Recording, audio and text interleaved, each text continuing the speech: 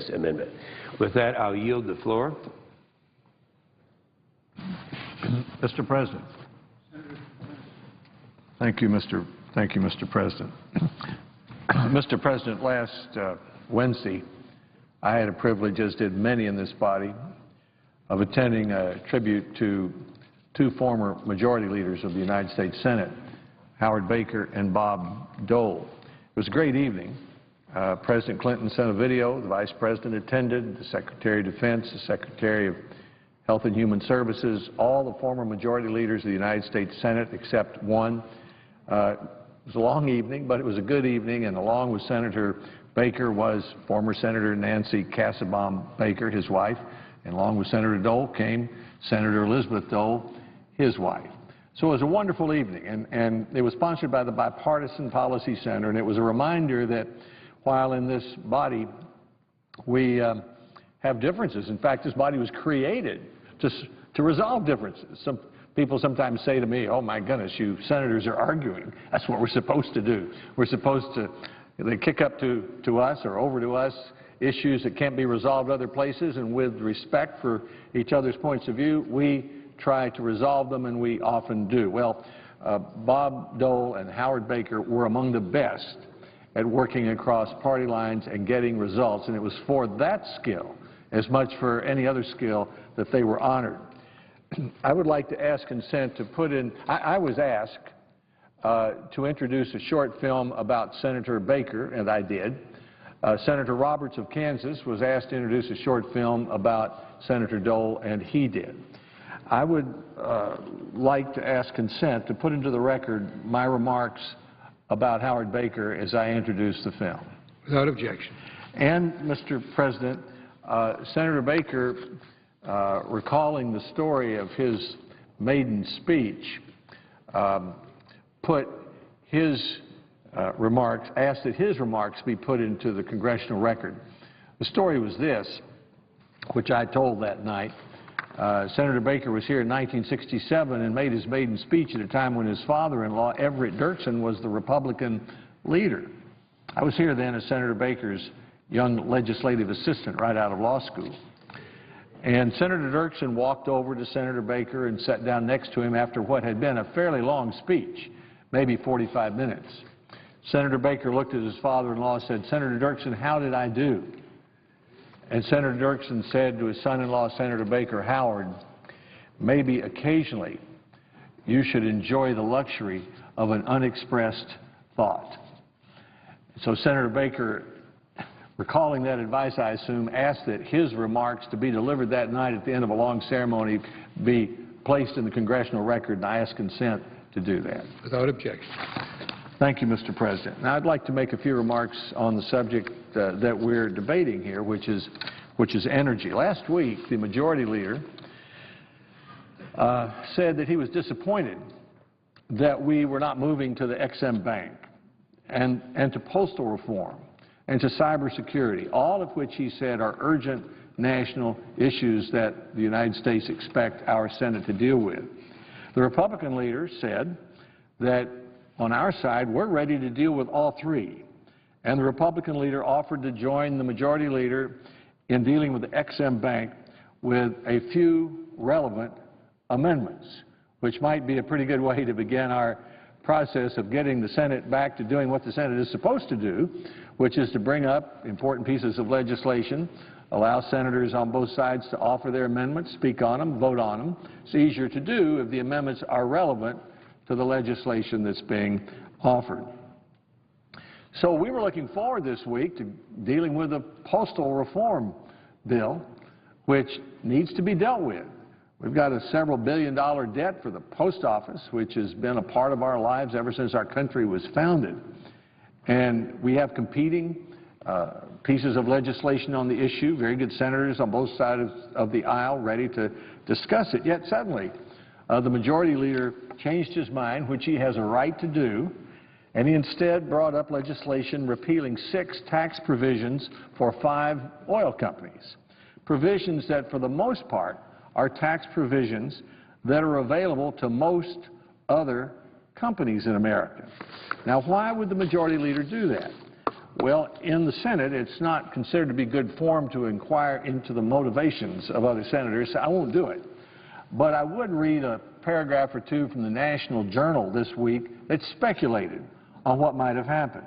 And I quote, "The Senate holds a procedural vote this evening," that was Monday, "on legislation sponsored by Senator Menendez of New Jersey that would repeal tax incentives for the country's biggest oil companies.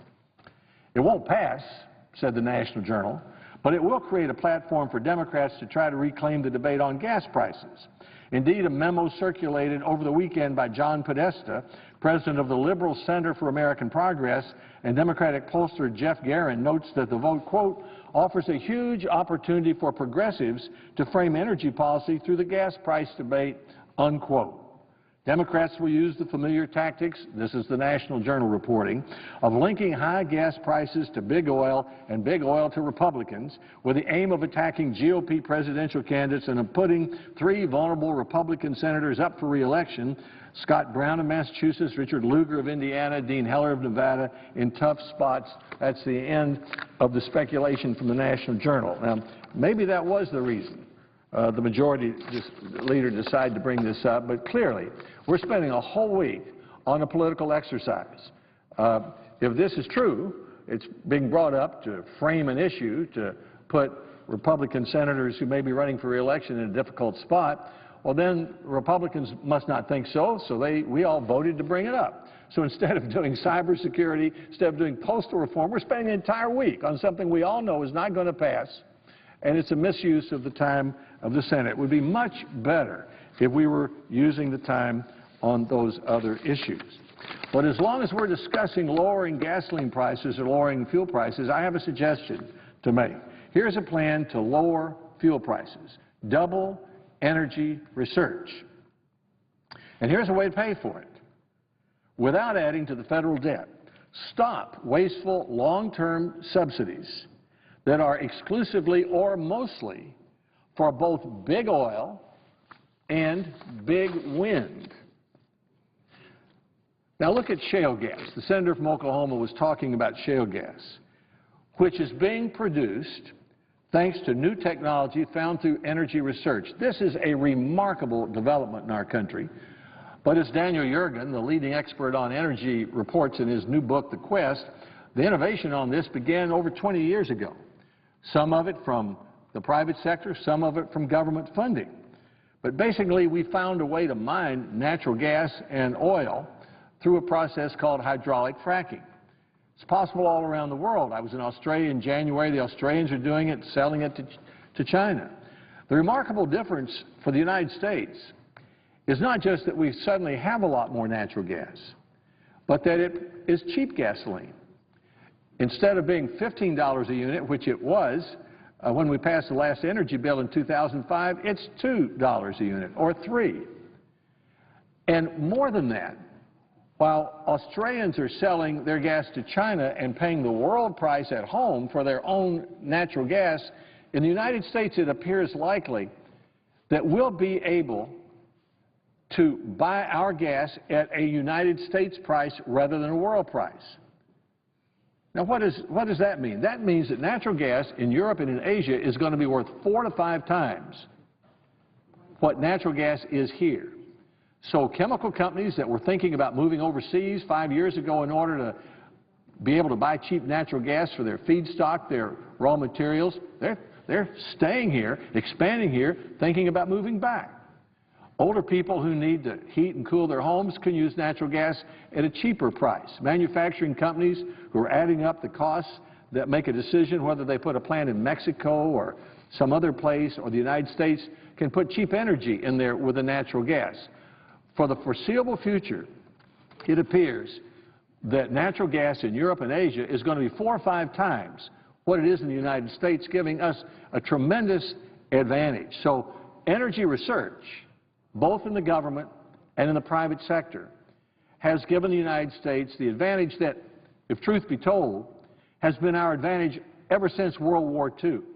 The principal reason that we have produced 25% of all the money in the world every year is because of the innovation, technology, and research that has come since World War II. And it's hard to think of an important advance in biological or physical sciences without support from government research. So shale gas is one example of that. Here's another example. I drive an all-electric Nissan Leaf and pay about $3 for the electricity to travel 100 miles, better than spending an equivalent 20 miles on gasoline. Now, researchers at battery maker Envia have invented a way to double the density of lithium-ion batteries, hastening the arrival of $20,000 cars that travel 300 miles per charge. That research is permitting us, in the case of shale gas, to find more American energy, and in the case of electric batteries, to use less of it.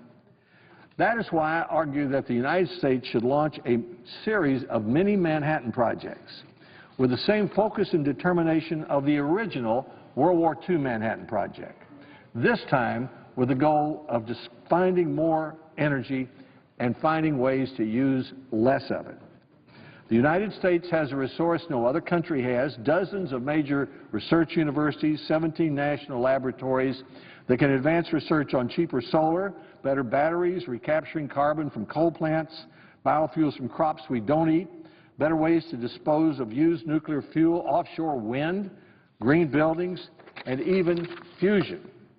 To pay for doubling the $5 billion the United States now spends on energy research, Congress should end current tax breaks that are exclusively or mostly for both big oil and big wind. And of every $3 saved, use 1 for more research and 2 to reduce the federal debt. For all we hear about big oil, and we hear a lot about it, you may be surprised to learn that special tax breaks for big wind are even greater. During the 5 years between 2009 and 2013, federal taxpayer subsidies for wind power developers equaled $14 billion, according to the Joint Committee on Taxation and the U.S. Department of Treasury. Now, here I'm only counting the production tax credits and the cash grants in the 2009 stimulus law offered to wind developers in lieu of the tax credit. An analysis of that stimulus cash grant program, which this legislation that's offered here would extend, found that 64% of the 50 highest dollar grants awarded, or about $2.7 billion in subsidies, went to projects that had begun construction before the stimulus measures started. So Steve Ellis, the Vice President of Taxpayers for Common Sense, told Greenwire, quote, "It's essentially funding economic activity that would have occurred. So it's just a pure subsidy." It sounds like, in the President's budget, that big oil receives multiple tax subsidies that are exclusively for big oil.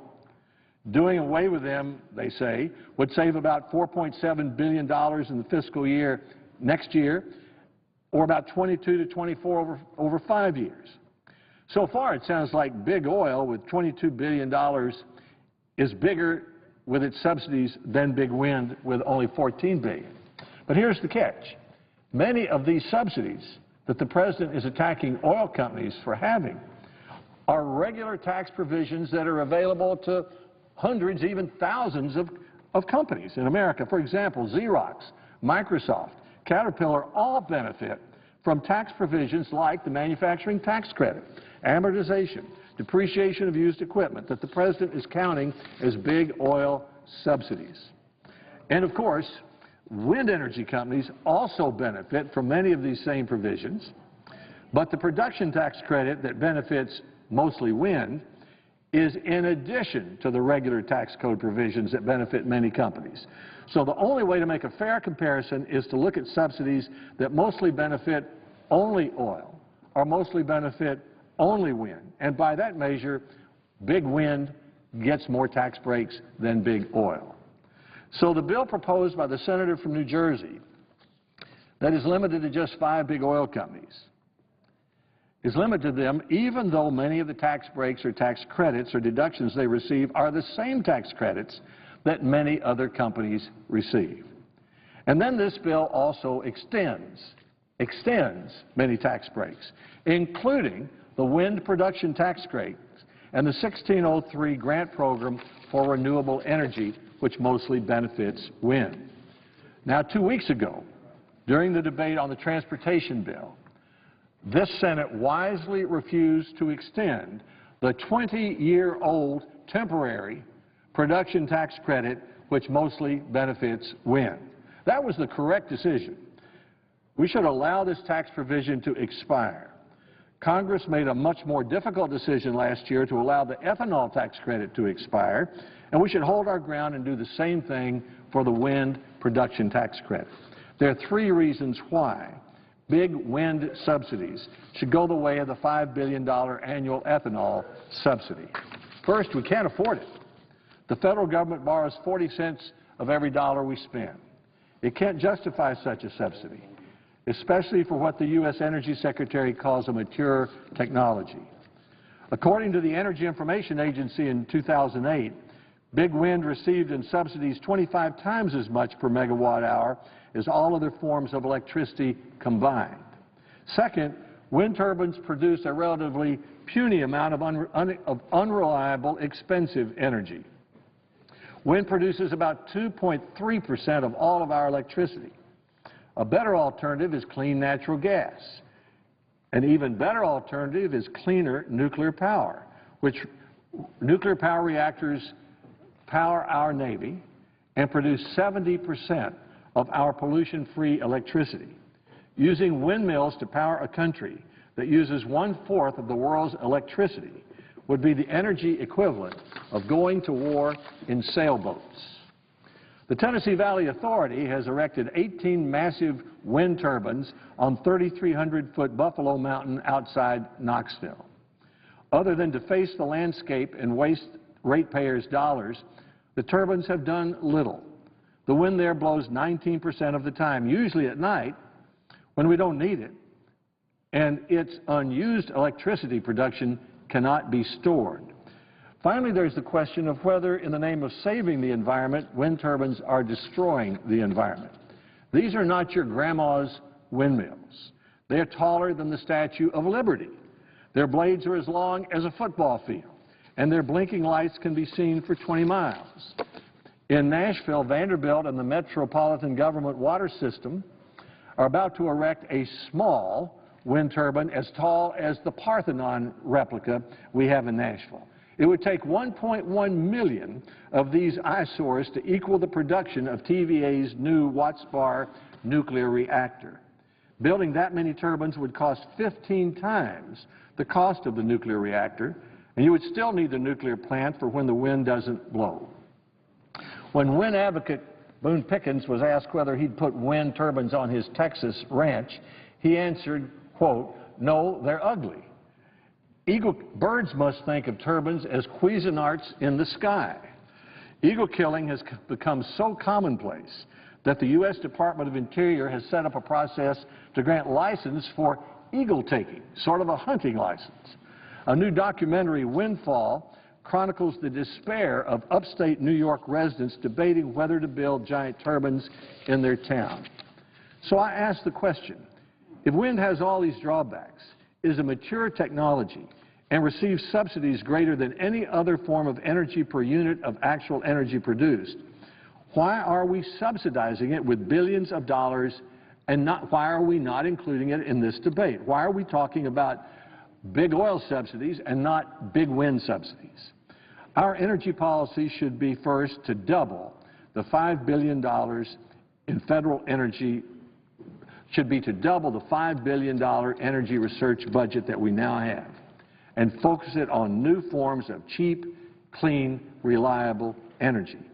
I'm talking about the 500-mile battery for electric cars, commercial uses of carbon captured from coal plants, solar powers installed at less than $1 per watt, or offshore wind turbines. That would be research.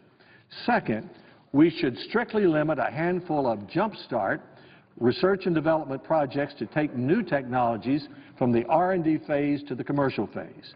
I'm thinking here of projects like ARPA-E, modeled after the Defense Department's DARPA agency that led to the Internet, to the stealth, and to other remarkable technologies, or the 5-year program for small modular nuclear reactors, or incentives for the first 200,000 electric vehicles purchased in America. These are a strictly limited number of jumpstart R&D projects. Third, we should end wasteful long-term special tax breaks, such as those for big oil and those for big wind. I'm talking about the tax breaks that are exclusively or mostly for big oil and big wind. And this savings from those subsidies should be used to double clean energy research and to reduce our federal debt. But that is not what this bill does. This bill ends subsidies for 5 companies that many other companies receive, and it extends subsidies for a few companies that other industries don't get. This debate isn't even about an energy plan, which is what we should be debating when gas is around $4 a gallon right now. Here is a very specific plan. Increase energy research, double it, to find more American oil and more American natural gas and more American alternative forms of energy, and increase energy research to find ways to use less of that energy. I've highlighted the best ways to use less, and I've highlighted a way to pay for it. I thank the President, and I yield the floor. Senator from Iowa.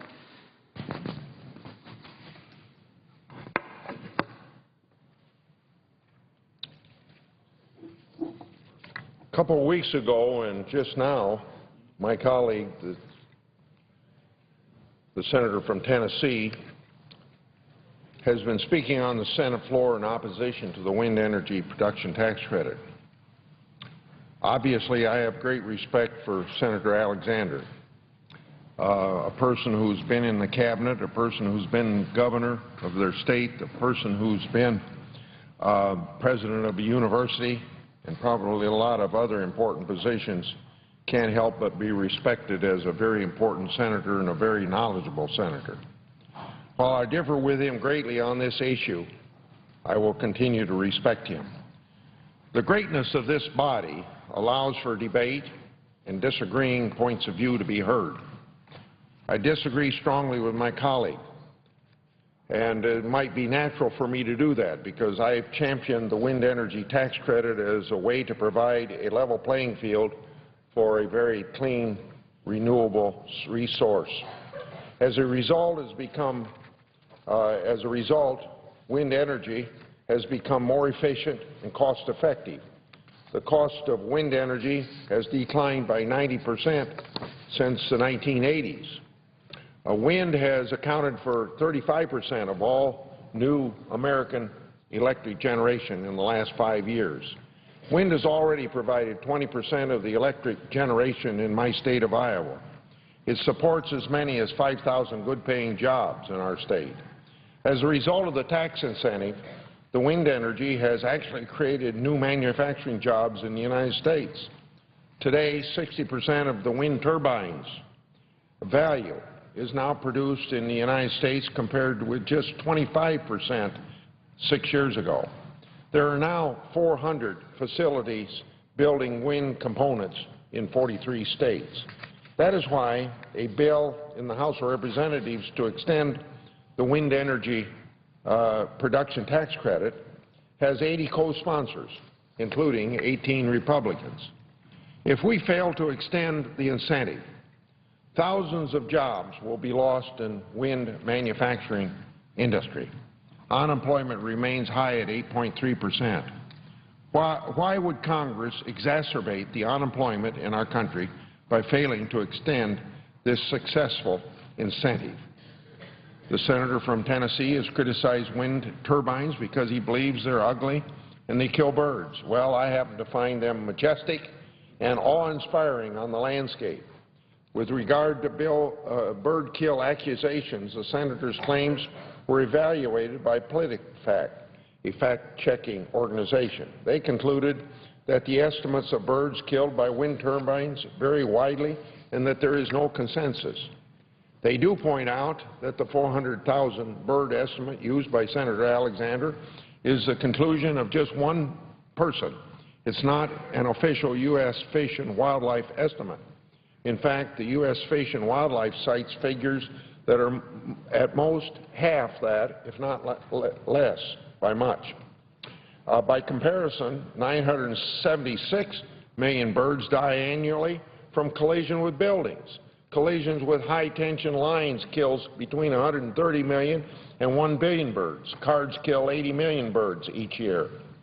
So the senator from Tennessee referred many times to the wind project built in his state by the Tennessee Valley Authority. They constructed a 29-megawatt wind farm at Buffalo Mountain at a cost of $60 million. But it only generates 6 megawatts because it generates electricity only 19% of the time. The senator criticized it as being inefficient, wasteful, and ill-advised. The TVA apparently characterizes it as a failed experiment. He blames the federal incentive for this failed wind project. The blame is totally misplaced. I think the blame should go to the taxpayers subsidized TVA who put windmills where there was very little wind. We do agree that the modification made to renewable energy incentives in the stimulus bill of 2009, specifically the creation of the 1603 cash grant program, is in fact bad policy and should not be extended. However, the production tax credit, which I first authorized in 1992, provides the incentive only for electricity that is actually produced. Under the production tax credit, there is no tax benefit simply for placing the turbine in the ground.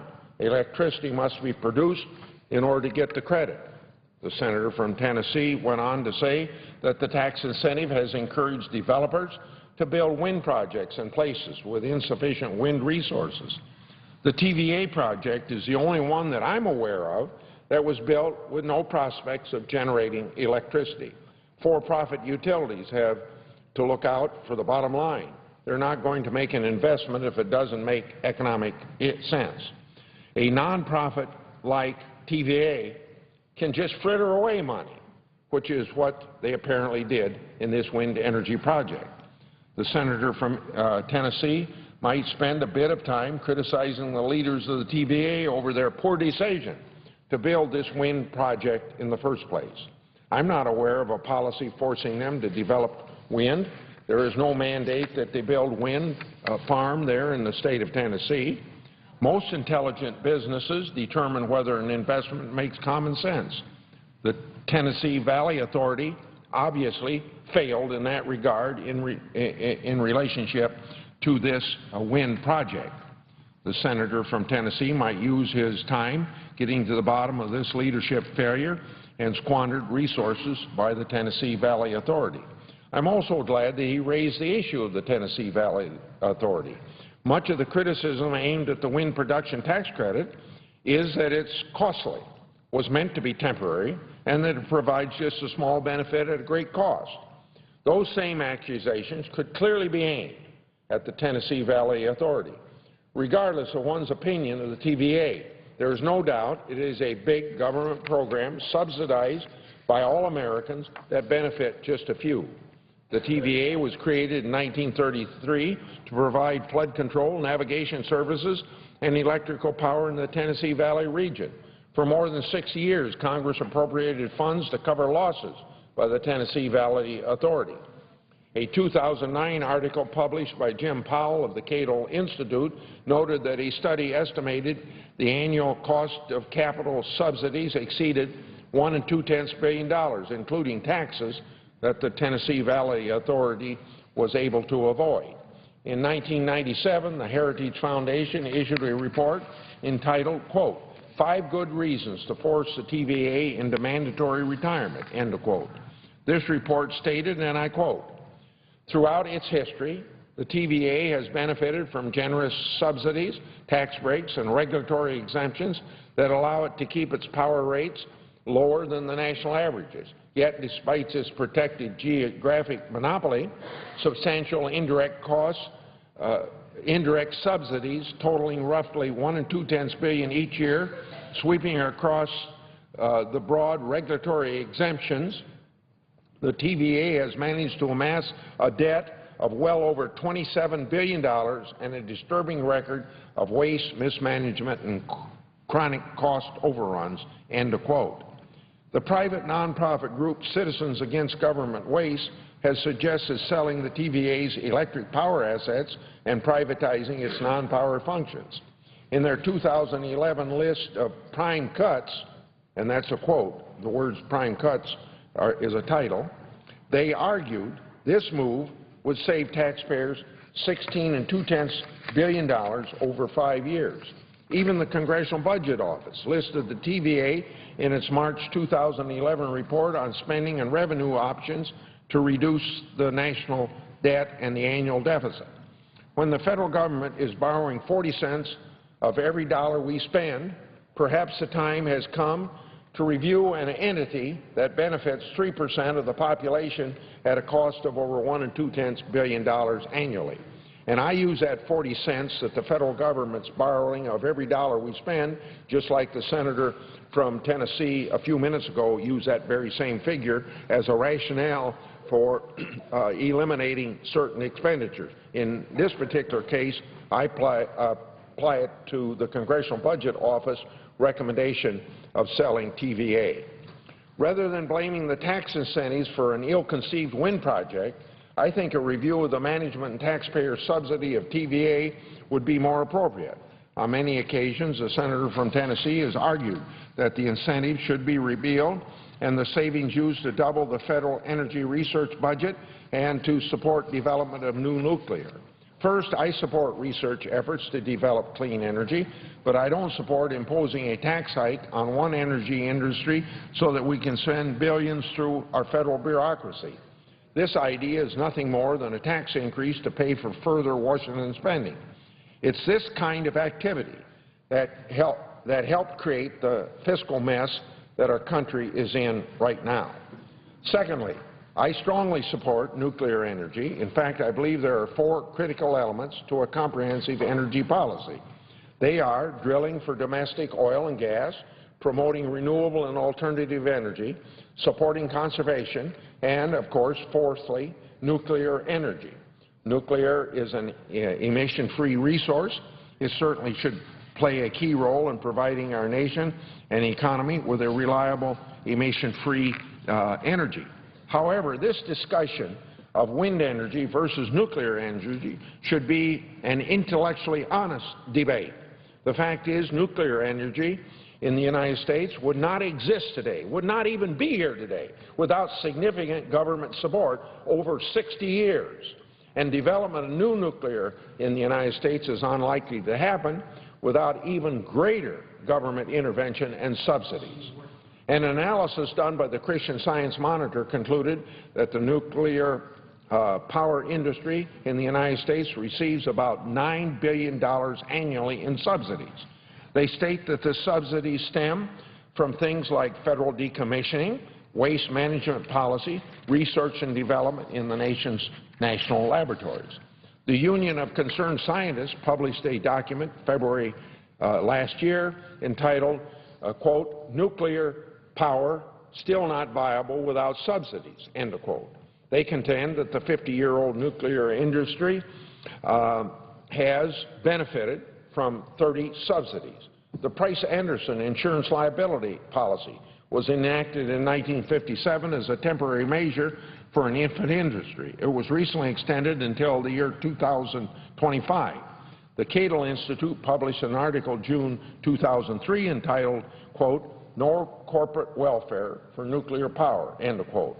And that report states, quote, "Despite extensive and continued government subsidy, including more than $66 billion in research and development alone, no nuclear power plant has been ordered and built in the United States since 1973, end of quote."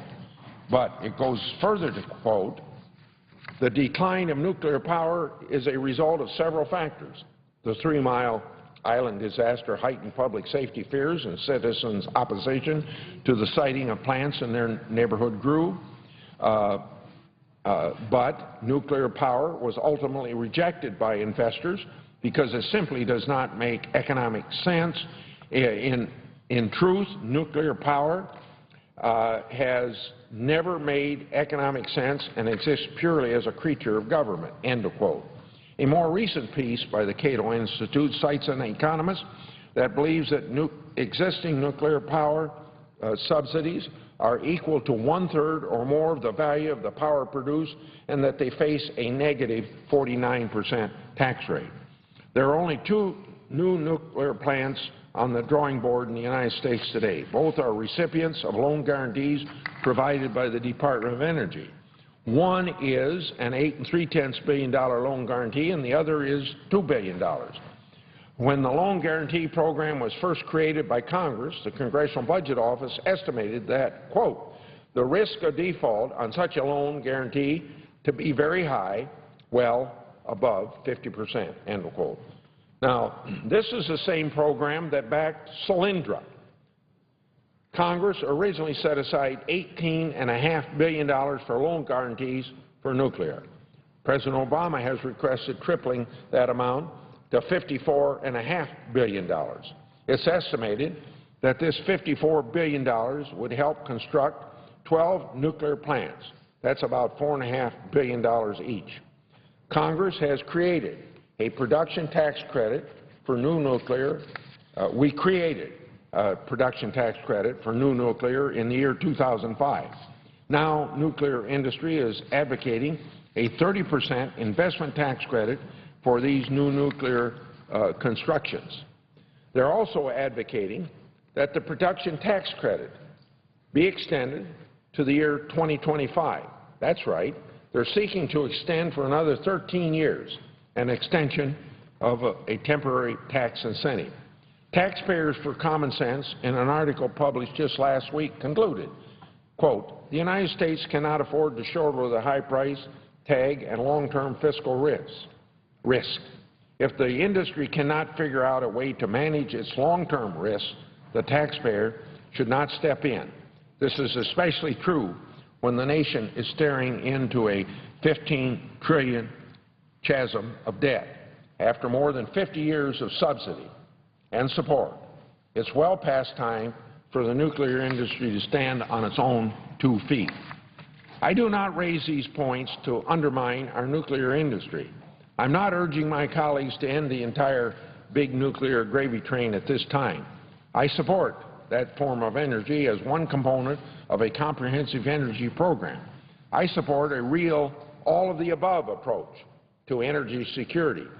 But a fair comparison of federal support for wind and nuclear needs to be made, and that's the point of my remarks at this time. So I say to the senator from Tennessee, as he just spoke and as he spoke a couple weeks ago, it's intellectually dishonest to criticize wind incentives while at the same time ignoring those subsidies for nuclear energy. The senator from Tennessee referred to a Wall Street Journal editorial that criticized the wind energy incentive. It called into question whether wind energy could survive a market-based system. I will eagerly await an editorial in the Wall Street Journal, which, by the way, will never appear, calling for the gravy train for big nuclear to end after nearly 60 years of federal subsidy with no market-based timetable on the horizon. I yield the floor.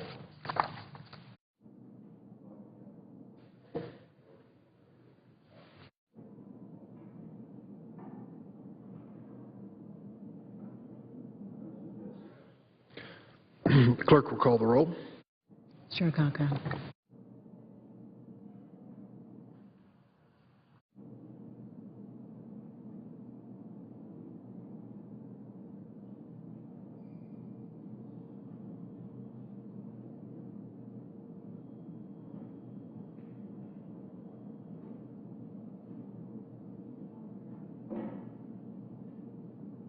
Mr. Alexander.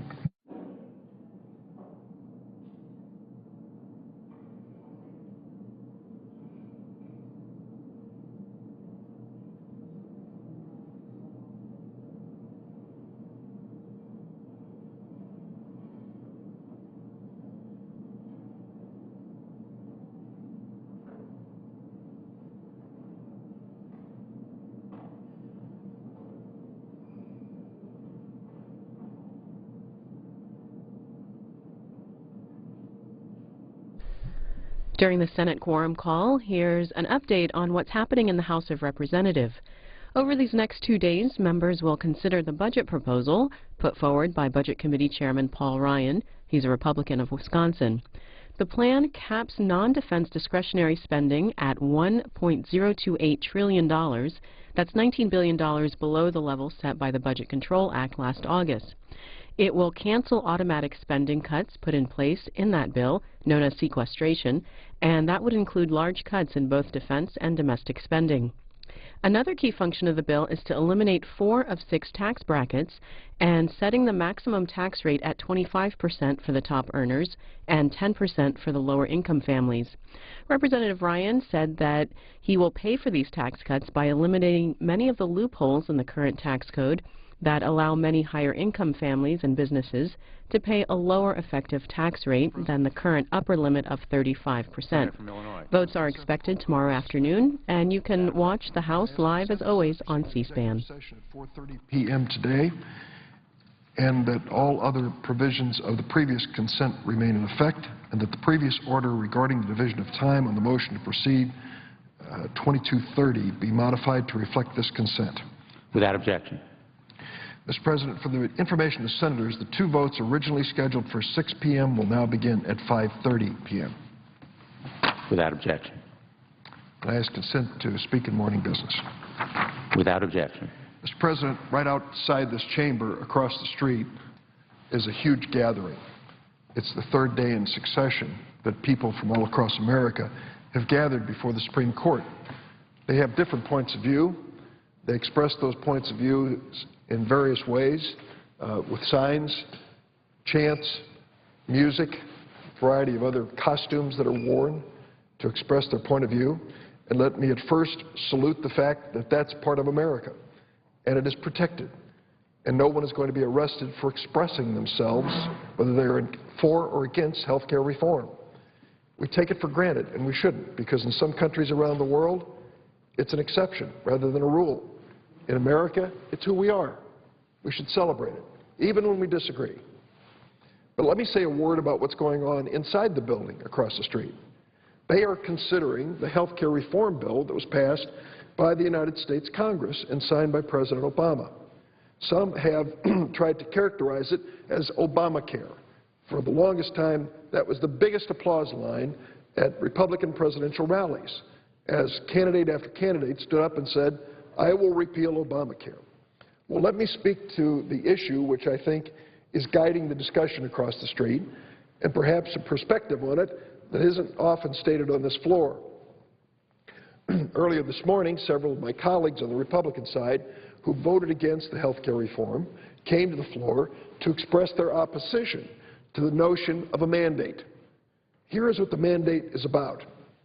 Currently in America, there are millions of people who have no health insurance, some of them by choice.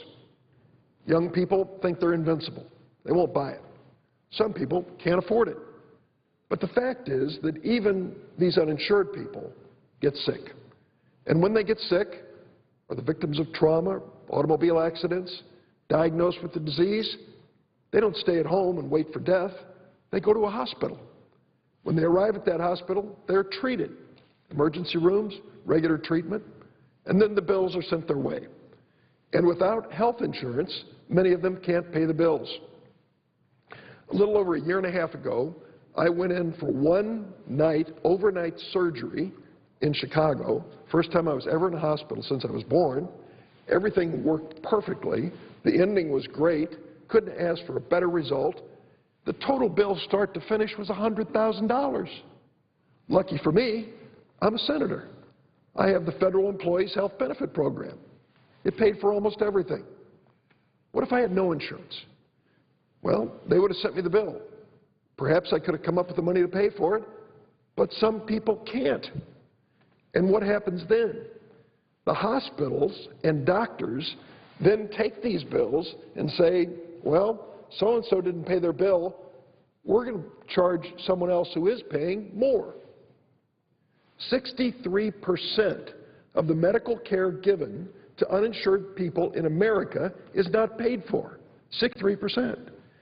It has shifted That financial responsibility is shifted to those who do pay, those who are under government insurance programs and private insurance programs. And what it means is, for those of us in private insurance programs, we pay $1,000 more a year, $80 plus a month, to pay off the bills of those who are uninsured.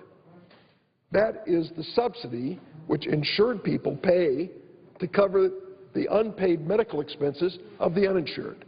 That's the starting point. Until we reach the point where everyone is under the tent of insurance, this will continue. Uninsured people will get sick. Those who buy insurance will pay for them. That is cost shifting. Happens every single day in America. The health care reform bill said you have to have health insurance. It is a mandate, but we know that some people can't afford it. If you're poor, lower income categories, we will enroll you in Medicaid, so you will have at least Medicaid insurance to pay your medical bills. At Memorial Medical Center in my hometown of Springfield, Illinois, Ed Curtis, who runs that hospital, said to me, "Senator, if you just did that alone, if we could just get Medicaid payment for everyone who walked through the door, we would be fine. What hurts us are those who pay nothing because they can't." That's a problem. The bill that we passed went on to say that if you're working, you will never have to pay more than 8% of your income for health insurance premiums. People would rather pay nothing, but 8% is a lot more manageable than put people who are facing 10, 20, 30% of their pay going to health insurance premiums. So we basically have created a requirement to have health insurance, but a helping hand to reach that goal. So what about the people who already have health insurance? They are untouched by this mandate. Just continue on. Let life continue. You've made your choice. You have health insurance. Doesn't affect you. What I find interesting are so many senators, primarily from the other side of the aisle, who come to this floor condemning government-administered health insurance. Get the government out of health insurance. You hear that speech over and over. What they don't tell you is their own health insurance policies are administered by the federal government. Mr. President, you and I are eligible as members of the United States Senate, so too are members of the House, to be part of the Federal Employees Health Benefit Program. This was created decades ago to provide health insurance for people working for the federal government. 8 million people and their families, their employees and their families, are covered by this plan.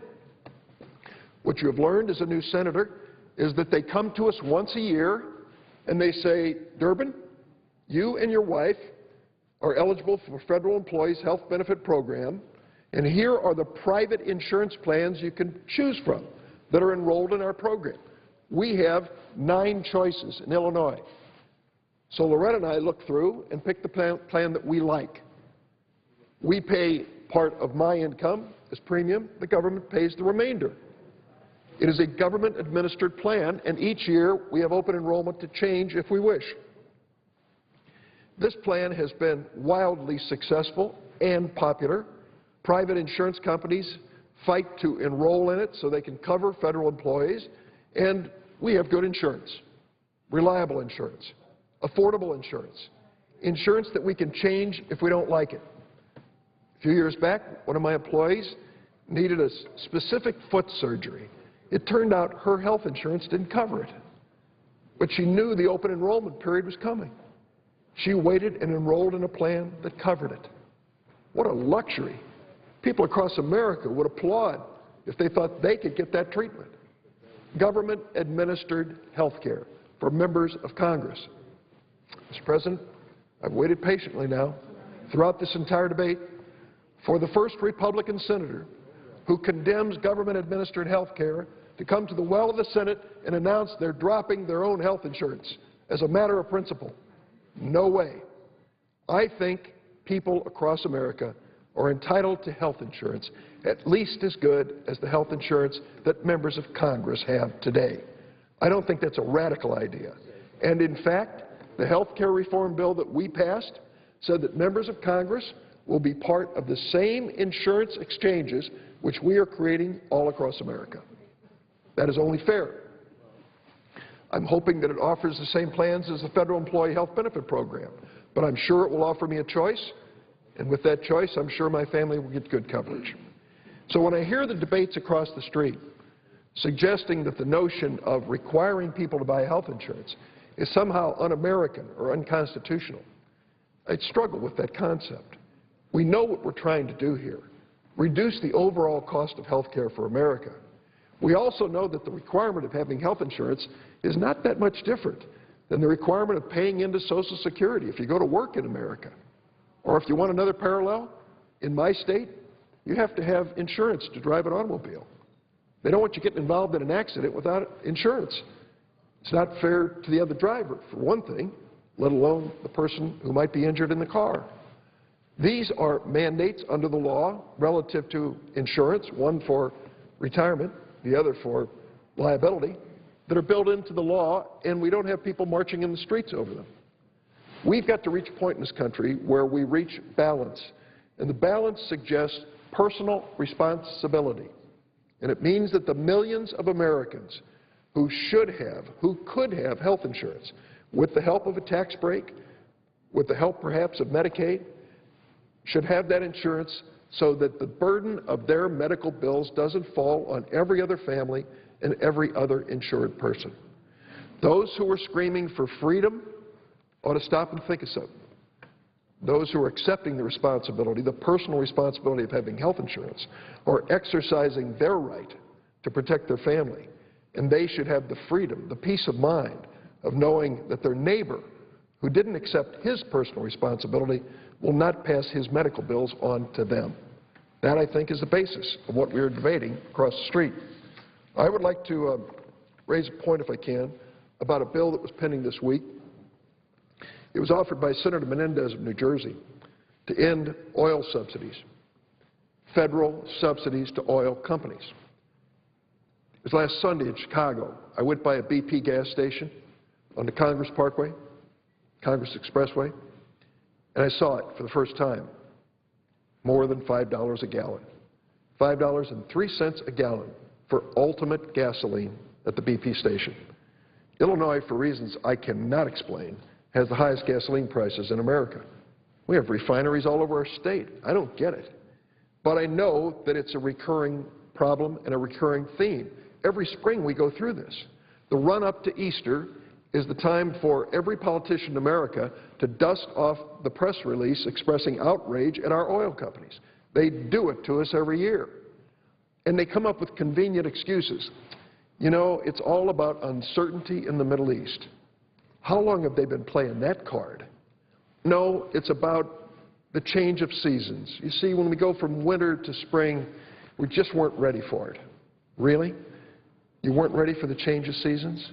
Or there was a refinery accident in some town in the Midwest 400 miles away, and it really has disrupted everything.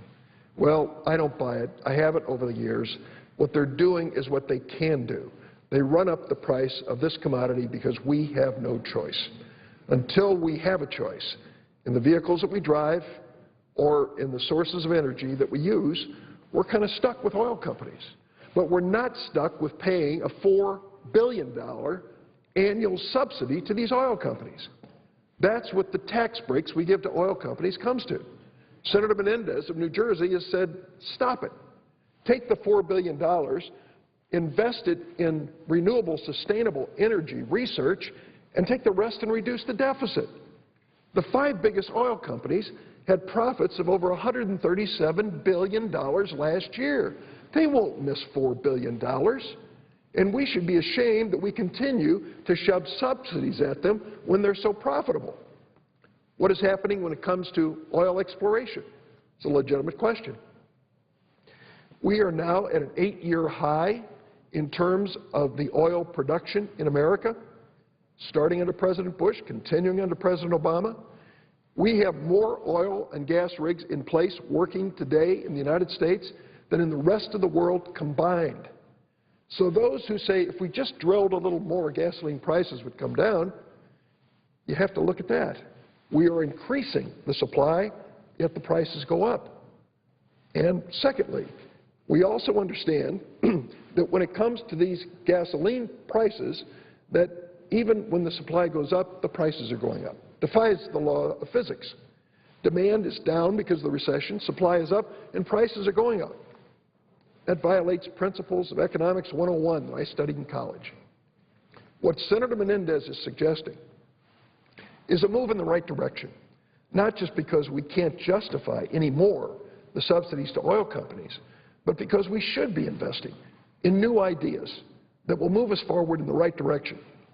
This morning we had a meeting, I think the presiding officer attended, and the CEO of Chrysler Corporation was there.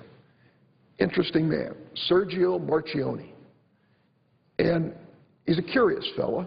I don't think he owns a suit and tie. He never wears one. CEO of a major corporation, he wears kind of a black knit sweater. See him all the time. But you got to give him credit. He took Chrysler Corporation on the ropes, struggling, near extinction, and turned them around completely. They are looking forward to more than doubling the automobiles that they're going to be selling. Those who thought that the automobile bailout, as they call it, was a bad idea should listen to this man. I can tell him the story of Belvidere, Illinois, northern Illinois, Boone County. We have a Chrysler production facility that Marchionne came in and said to me is one of our best. They've now gone on to a second shift, and he said, by the end of the year, we'll go to a third shift in producing cars for America. He gets it. And when you talk to him about fuel efficiency and fuel economy in cars, they're moving in this direction. They're committed to it. The president brokered an agreement with the major oil companies that they will make more fuel-efficient vehicles. And that's good news for consumers. We need to be subsidizing research into better, more efficient forms of energy instead of subsidizing oil companies with record-breaking profits.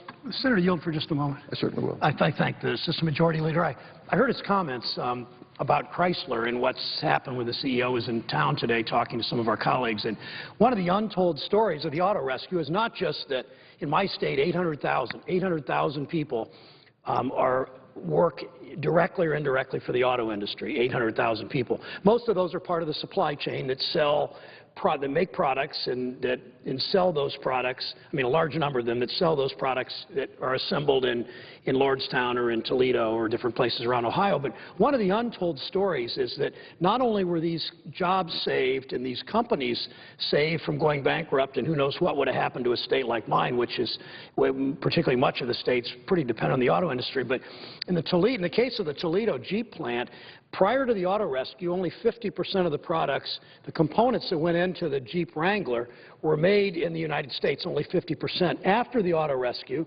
after the President and the Vice President negotiated with the auto industry and the Auto Task Force and the House and Senate weighed in, and Senator Durbin, as the leader of this body, weighed in, now 75% of the products, the components that go into this Jeep Wrangler, are made in the United States. So we're not just seeing the 5,000 jobs at Lordstown making the Chevy Cruze, or the jobs in Honda assembling plants in Marysville, Ohio, or Toledo or Ford. We're also seeing a lot of the supply chain, a lot more of the components are made in the United States. And these are good-paying, often union jobs, often not union jobs, but they're almost all good-paying industrial jobs that give people a ticket to the middle class. It helps them buy a house, send their son or daughter to school, buy a car, all that this has meant. And without it, my state would probably be in depression, as the Assistant Leader knows. I'd say to the Senator from Ohio, that's a good point, and one that we ought to make over and over again, because there's no question that the downturn and the recession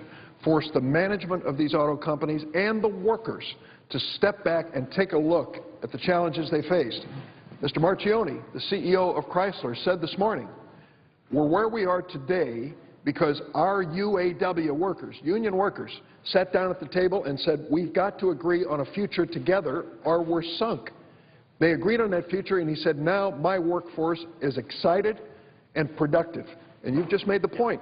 More business is coming back from overseas. It's a great success story. I've been to the plant where they made the engine for the Chevy Cruze. I've been to the plant where they make the bumper for some of these cars. I've been to the assembly plants. And it's not only the workers are excited, and the workers sacrificed a lot. as the auto industry, all kinds of people took a hit with the law, with the managed bankruptcy of those two companies. But we have seen not just the auto industry, but for 12 years, from 1997 to 2009, nationally and in my state, and I assume in Illinois too, in Ohio, Illinois, all over the country, we lost manufacturing jobs in this country for 12 years. For the last 2 years, almost every month we've gained manufacturing jobs. The auto rescue is not the only reason. A productive workforce, we're training workers better. I have 55 college presidents I just met with that I bring to Washington for a conference. It's the 5th year in a row. Senator Portman just met with him, Congresswoman Sutton, some others. And they are more focused than ever on manufacturing, working to train those people so they can go into manufacturing. I mean, the students that they are educating are in a whole lot of fields, but one of them is focusing on how do we train people to do this high-end, much more technical, complicated manufacturing than a generation ago, and it's starting to work. And I'd say it's not lost on the American people. There was a different point of view. When President Obama said, I never wanted to own an automobile,